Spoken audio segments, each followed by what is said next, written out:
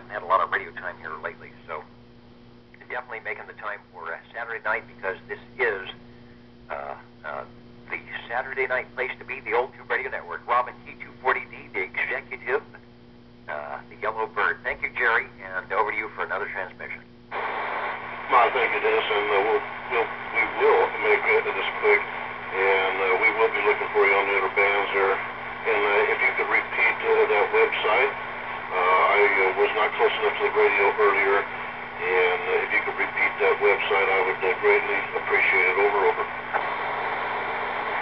Okay, on your Universal Media Net web at www.VLF, V as in Victor, L as in Lima, F as in Fox, www.VLFradio.com. Over.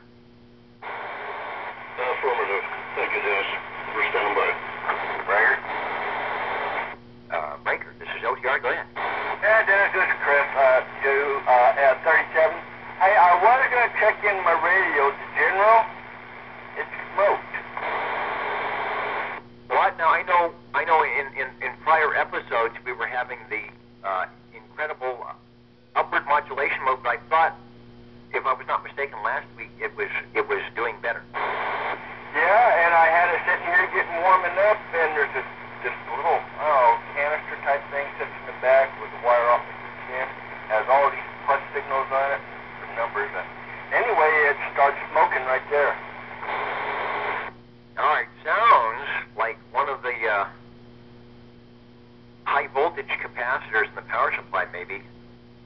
And they do that. And after 40 years, things dry up. Maybe that's improved, as we say. If it's got numbers like 450 and something like that, sounds like it might be one of the high voltage capacitors. We'll have to talk to Dr. Harvey. The replacements for those now are probably a lot better and a lot smaller.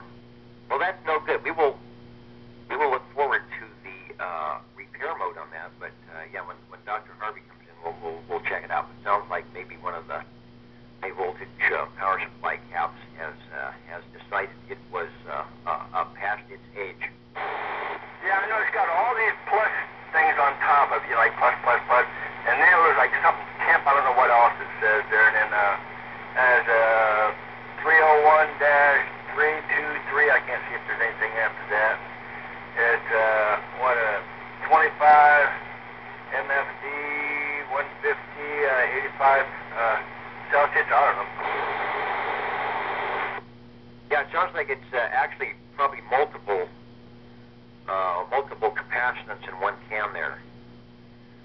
I wonder if that's a specific part where you have to get one that's got, instead of just the 2 leads, it probably has multiple leads where it's doing many things. So that may be a little harder to find, the multiple one like that. But it sounds like capacitor. That's not certainly not a hard thing to replace. It's just if you need a like kind, or if there perhaps is a modern retrofit. All right, well that's a shame. We were hoping to get the thrift store special in there. Actually, when you do get the capacitor replacements, probably will make things nice in the audio, stabilize the power supply a little bit, and it will last with the newer capacitor should last quite a while. All right. Well, hopefully there was no other component part damage when it took that. Typically not. Typically it'll just take that out. But again, that sounds like it's certainly an operable fix there. Yeah, it only has one wire in and one wire out. One of them's connected what looks like to a ground almost. The other one's connected to a board here. It's about the size of your finger, round-wise, and then it's got a bigger one, about twice that size next to it. What kind of radio? A General. All right, I may have something for you. I'll look. Oh, okay. Franco here. All right, Chris. Well, we'll reserve a spot on the list for the general radio.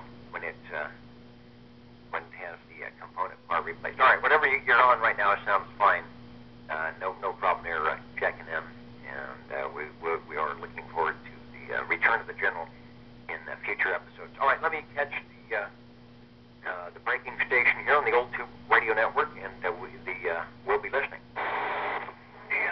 Dennis, this is WL17. I wonder if 56 is still on frequency for a quick one. Go ahead, 17. Do you have 2 meter handy? I do. Do you want to go to the Simplex 55? I don't know how well I can do simplex. How about 46.940? Yeah, I can do that. Going there now. Okay, thanks a lot, Dennis. 17 clear. All right, not a problem. The Old Tuber Radio Network listening. 35.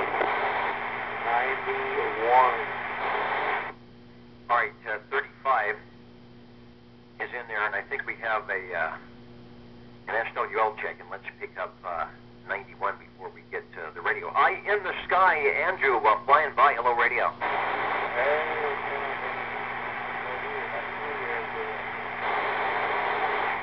All right, yeah, here in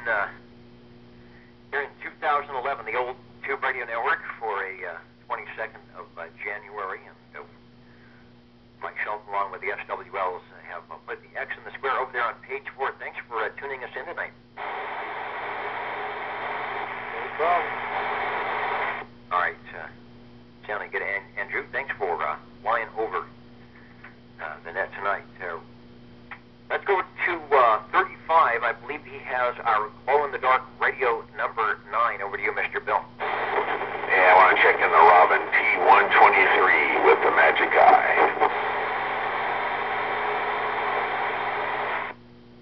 All right, my pen went flying across the room here. I had to go retrieve it. From Robin, and our last check-in was the 240D, which was sort of the end of the line for their glow-in-the-dark radios, and now we come to one of their premier first in line, the the 123. I think you said you were watching the Magic Eye. Is that correct? Yeah, the 123 with the Magic Eye. Okay. Well, that's got some audio going on. The Robins do that, even if they're not 40 channels. Sounding good. What microphone are you running on the 123? The D104 Silver Eagle. Okay. It's got a lot of forward swing. With the D104 from Robin, the 123 with the 6RE13, the Magic Eye 2 allows the tube radio operator to kind of get a visual identification that he's on the air, that he's modulating as the glow of the tube. What is it? Green? Is it blue? What color is that? This one's green. It starts at each end and goes together. Yeah, sort of like Pac-Man there. Novel idea on the tube, and they were in not only radios but in many things for checking your audio as well. I remember having a rim drive, a tube, a reel-to-reel tape recorder with a similar. It was the one that was in the wedge shape. That wasn't the up and down, I guess, the vertical or horizontal lines there, but always fun to watch, kind of mesmerized as you talk into it. Radio number 9, glowing in the dark on your Old Tube Radio Network. Bill, give us another key down on the Robin T123, always sounding good. All righty, thank you there, Dennis. I'll check in another one here. All right, glow in the dark radio. Listening for any and all check-ins, OTR. Comment. Comment, one moment. Who was the other station? 72. All right, there, Radio Boy. I thought we had got you earlier, but I'm looking at the sheet and I see we definitely need to put the X in the square. Radio Boy, we got your check in. All right, sounding good. Thanks for stopping by the net tonight. In the comments, I think that was you, Jerry. Go ahead. Yeah, Dennis, I do not have that capacitor for that general, and the number that I got, what I thought was correct, was the 301-323.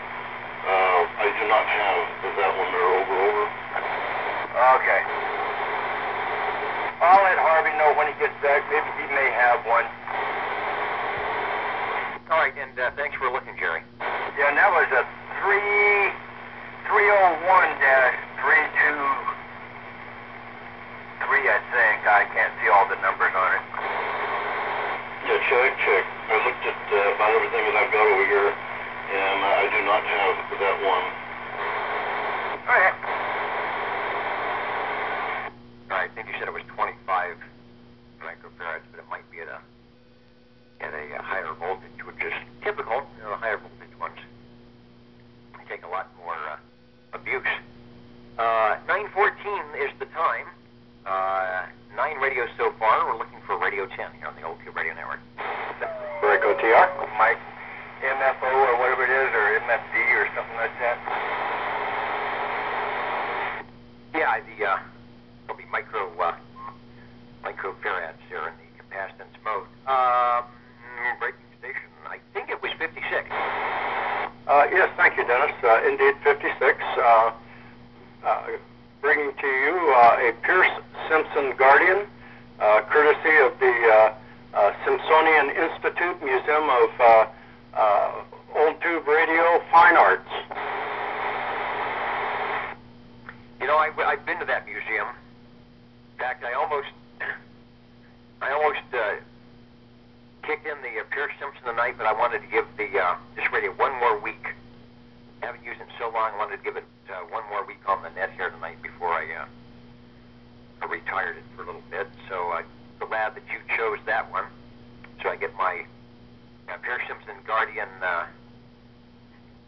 mojo going here. Radio number 10.